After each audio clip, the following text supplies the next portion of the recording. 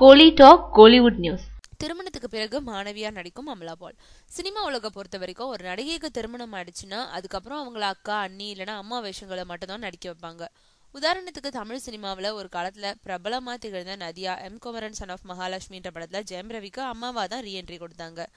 அவங்கள அடுத்து மீனாவும் இப்போ அம்மாவா தான் நடிச்சிட்டு இருக்காங்க.